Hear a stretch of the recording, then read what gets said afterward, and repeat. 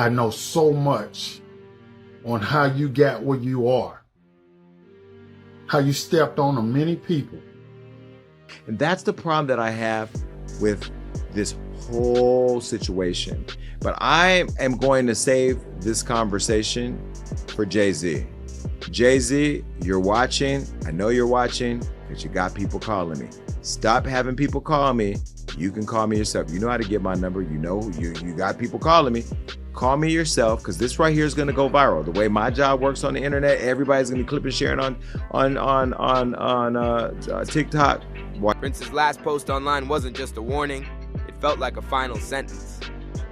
People close to him swear the ones he was about to expose knew exactly what was coming.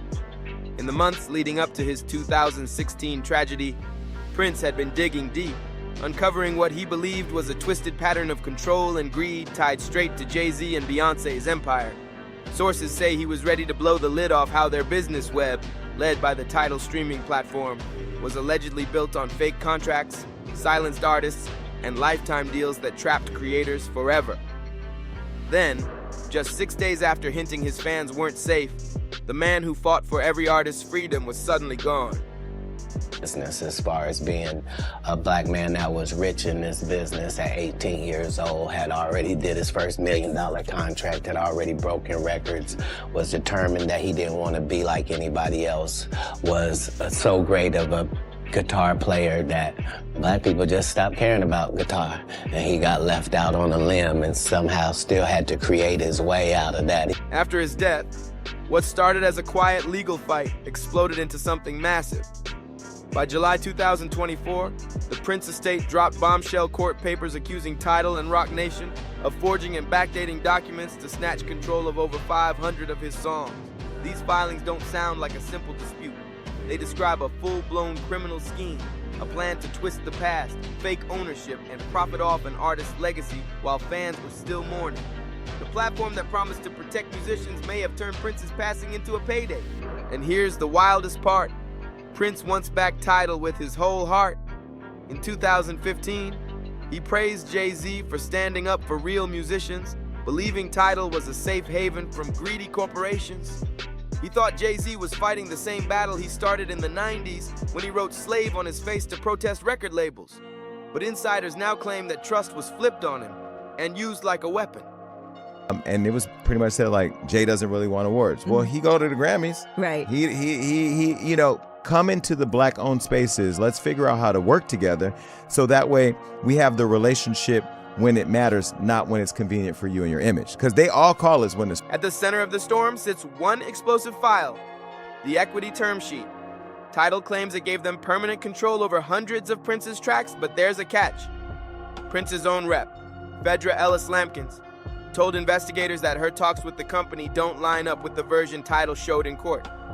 The estate's lawyers say that contract was forged and backdated to July 2015 just to make it look real.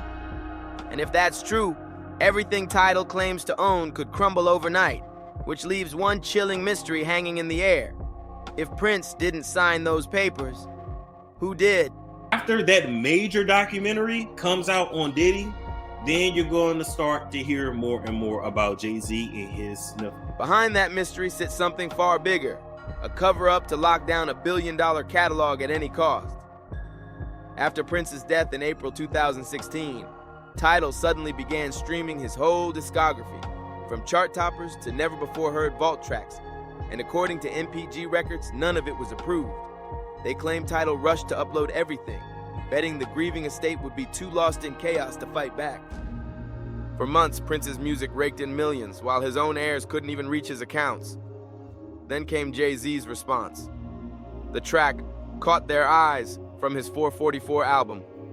Without naming names, he painted himself as Prince's trusted ally, saying they'd looked eye to eye and that he understood Prince's true wishes. But to the estate, it sounded like pure spin, a rewrite of history. Court filings Jay-Z brushed off as greed actually point to huge gaps between the so-called agreement and every verified message from Prince. And when those lyrics dropped right after the lawsuit, many thought it wasn't a tribute at all. It was a taunt.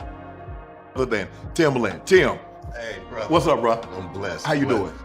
You know what, bro? When you come on the show and I have someone as distinguished as yourself, I got to toast your career and more things to come. Appreciate you. At the center of the storm stood Lawndale McMillan, Prince's longtime lawyer, the man Jay-Z accused of seeing green through purple eyes. McMillan, who also managed several of Prince's siblings, clapped back hard, reminding everyone that he was the one who helped Prince erase the slave protest from his face years ago. He claimed Jay-Z's companies were trying to take over what Prince fought hardest for, the right to control his own art. According to McMillan and the estate, there was never a contract handing Tidal full rights, only a short-term deal for one album. But beneath all these public statements lurked something darker. A rumor Prince had whispered to close friends in early 2016. He feared powerful figures were using creative freedom as bait, trapping artists in contracts they could never escape. He warned about private events where rising stars were pushed to give up publishing rights or prove loyalty to the circle running Tidal. Whether those stories can ever be confirmed or not, they cast a shadow over Prince's final months. And now, with the July 2024 lawsuit, those old fears are back. The estate has subpoenaed internal emails between Tidal execs, Roc Nation lawyers, and Ellis Lampkins. Those secret messages are still locked away, with the defendants hiding behind something called the common interest doctrine. But experts say that phrase usually protects people in the same defense team, not business partners, hinting that those emails might reveal a coordinated plan to fake Prince's signature. The estate insists those messages are the real smoking gun. Jay-Z's side keeps pushing their own version, claiming Prince wanted his music to stay with Tidal. But insiders say that story doesn't hold up. By late 2015, Prince had already noticed Tidal uploading tracks way beyond the deal. They say he felt trapped, furious, and ready to fight back legally. And then came that eerie post on April 15th, 2016. Just when you thought you were safe. Days later, the world lost him, and the questions he left behind only got louder. To what I look for. When I see a success, I'm looking for anything to say that they didn't do it on their own? Detain it. 6 days later, heartbreaking news hit Minneapolis. Prince was found inside an elevator at Paisley Park. Officials called it an accidental overdose, but those close to him weren't buying it. Friends remembered how he'd just upgraded his security, fired people he thought were leaking info, and warned that the elevator symbolized dark energy within the industry.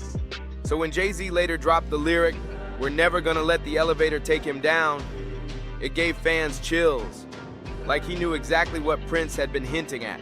Since then, the fight's only gotten messier. The estate accuses Tidal of still cashing in on Prince's catalog, even after being told to pull it down. And now, fresh whistleblowers claim Tidal's books hid unpaid royalties from other artists too. It's exactly what Prince warned about. Streaming giants becoming the new gatekeepers. The dream of artist control turned into just another illusion of freedom. And the cruel twist? Jay-Z, once praised as the rebel who fought for musicians, is now painted in court papers as the very kind of mogul Prince spent his life standing up to. The irony hits hard. A man who built his name on independence now accused of faking deals to steal another artist's masters. It cuts right to the heart of everything Jay-Z once stood for. But here's the unanswered question. Why fight so hard to hide those alleged fabrications? Insiders close to the estate whisper that the truth runs deep. Controlling Prince's secret vault, said to hold thousands of unreleased songs, could make Tidal powerful again. With the platform's market share fading, that catalog could be the lifeline Jay-Z and Beyoncé need to protect their billion-dollar music empire.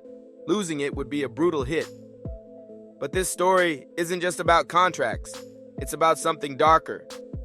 Prince's online activity in those last weeks showed growing fear and isolation. He canceled shows, spoke about energy vampires, and hinted at unseen battles too dangerous to name. He acted like a man who knew the clock was running out, whether his fear was real or cleverly manipulated. That part of the story is still shrouded in mystery.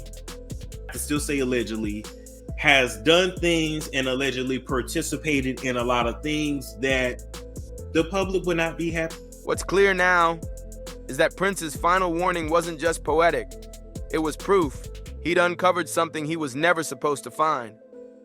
As the 2024 filings dig up hidden memos, missing transfers, and unsigned contracts linked to Tidal's top brass, the truth looks much bigger than music rights. This fight isn't just about songs, it's about who controls legacies and who controls truth. Prince's last message wasn't directed at one company. It was a cry against an entire system where creative freedom becomes a threat to the people who own everything. And when you connect that warning to his sudden death inside Paisley Park, one haunting question remains. Was his silence the cost of what he discovered, or the spark of a reckoning still unfolding? After his passing, Jay-Z's legal team quietly invoked the common interest doctrine, a technical move that let them block internal emails between Tidal, Roc Nation, and Prince's former rep, Fedra Ellis Lampkins.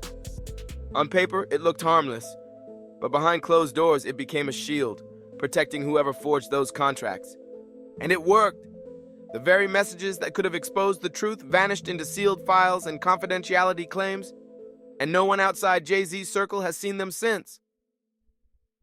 I think I sent you that thing with Jazz. Jazz went in when they was going at it, Bo and Jay.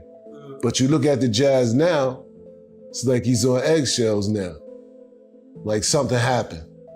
Like this can stop your career or whatever you're doing. This is what I try to tell dudes, yo, whatever God got for you, I don't give a damn billionaire, whoever, this, that, and the third. You can't stop. The common interest doctrine was meant to protect co-defendants working together. But in this case, it turned into a fortress of secrecy. Insiders claim those hidden emails might reveal who really wrote the so-called equity term sheet, the very document accused of being forged. Without that evidence, the estate was left half blind, forced to build a case on scraps, while Jay-Z's lawyers stuck to their script. Deny, delay, and bury the truth in endless legal moves until the world stopped paying attention. But Lawndale McMillan refused to stay quiet. As Prince's longtime lawyer, and one of the few who knew exactly what Prince had signed before his death, he became the estate's most powerful witness. Jay-Z even came for him and caught their eyes, painting him as greedy and disloyal. McMillan didn't flinch. In interviews with Billboard and others, he called Jay-Z's version of events flat out false. He reminded everyone he was the one who helped Prince escape the same kind of controlling contracts Tidal claimed to fight against. To many, Jay-Z's attack on McMillan wasn't just a feud, it was strategy. Discredit the man, and you weaken the truth before it ever reaches the courtroom. McMillan's warnings turned out to be right on target. By late 2017, the estate's legal team uncovered internal emails that seemed to prove Tidal's contracts were backdated. But just days before court experts could review the files, boom, the estate's servers were hacked. The breach wiped out years of emails, including the crucial attachments that could have blown the case wide open. No one was ever caught, but the timing was way too perfect to ignore. The hack hit the exact same week Roc Nation's lawyers moved to block more document requests. One insider called it what it looked like: digital sabotage dressed up as coincidence.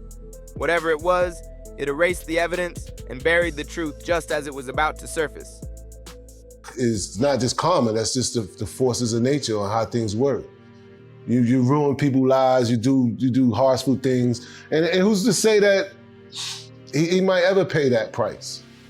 Who's to say he even done anything wrong to anybody else in his eyes? To me, that's not even the same person. That's someone else. It's not the Sean, the G. And it didn't stop there. Not even close.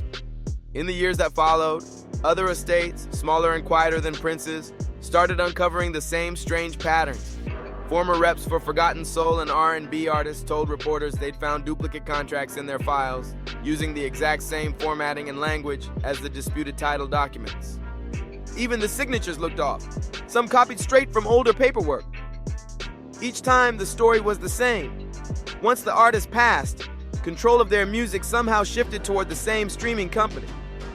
Under the mask of artist empowerment, a bigger picture began to form. This wasn't about Prince alone. Tidal was allegedly building a system, locking in catalogs of the dead or inactive and claiming those deals were sealed while the artists were still alive. It made everything look legit while quietly turning musical legacies into permanent digital gold. Most estates didn't have the money to fight back, and the public? They'd already moved on before the truth ever saw daylight. Anyone who dared to speak up paid the price. McMillan's reputation took blow after blow in the media, with headlines branding him opportunistic and unreliable. Ellis Lampkins, who once stood with Prince's family, suddenly went silent, telling friends she was under serious legal pressure from every direction. Even some of Prince's own relatives started to pull away, scared of the rising costs and the quiet warnings echoing through the industry. By the time the first court hearings wrapped, the whole story had been flipped on its head. Jay-Z was painted as the misunderstood genius, while Prince's defenders were cast as money-hungry heirs. It was the perfect PR spin, a total role reversal that left truth buried under headlines. So, as we look at Jay-Z's life, he's a billionaire, married to Beyonce. Do you feel like he's truly reaped the karma of all his actions? Where the karma is at? Yeah, that's what I'm saying. Well. Or do you feel like he ever will? I feel like if you done people wrong, you done. At the same time, new whispers started circling. The same shady tactics might have been used on other big-name artists. A former Roc Nation associate claimed on a 2023 podcast that similar contract tweaks appeared in deals for high-value catalogs, including some from stars who'd passed suddenly. None of it's been proven, but the details line up too perfectly with what Prince's estate uncovered. One attorney said every time an estate questioned a suspicious document, they hit the same dead end. The common interest doctrine, the exact same shield that kept Prince's truth buried. The deeper this goes, the bigger the picture gets. Jay-Z and Beyonce's empire runs on image control. Every leak gets spun, every rumor redirected. When insiders like Jaguar Wright accused Jay-Z of manipulating power behind the curtain, they were brushed off as unstable. When songwriters like Tiffany Red called out Beyonce's team for muzzling creators with NDAS, the media barely reacted. But now, seen through the lens of what happened to Prince, all those scattered stories start to sound connected. Not gossip, but pieces of one powerful network built to protect its own, rewrite narratives, and quietly erase any threat that dares to speak. Still. And then you have celebrities like a Jay-Z. And this is where I think the whole fallout with the Beyonce, she's just kind of in the crosshairs because of all of what's going on in the media with respect to Jay-Z and stuff. But with Jay, when he complained at the Grammys about the Grammys not giving Beyonce Artist of the Year, when she's the most decorated Grammy-winning artist ever, we invited him to be honored at our award show. We've watched the puzzle come together. The lost emails, the missing files, the witnesses who suddenly went silent. Every clue points to one place, a streaming empire that promised freedom but delivered control. And two music icons whose legacies now depend on keeping those questions locked away. As the lawsuits crawl through the courts, pieces of the truth keep disappearing. Servers wiped, archives corrupted, stories rewritten in real time. Maybe that's why the industry still whispers about what Prince found in those final days. He wasn't just fighting for his music, he was uncovering a system built to survive its victims. The files that vanished could have revealed everything, but someone made sure they never saw daylight. And now, every time another artist's estate loses paperwork or finds its rights mysteriously transferred, you've got to ask, who's really pulling the strings? Prince may not have been the first name on that list, and he definitely won't be the last. How many artists have already been silenced by this machine?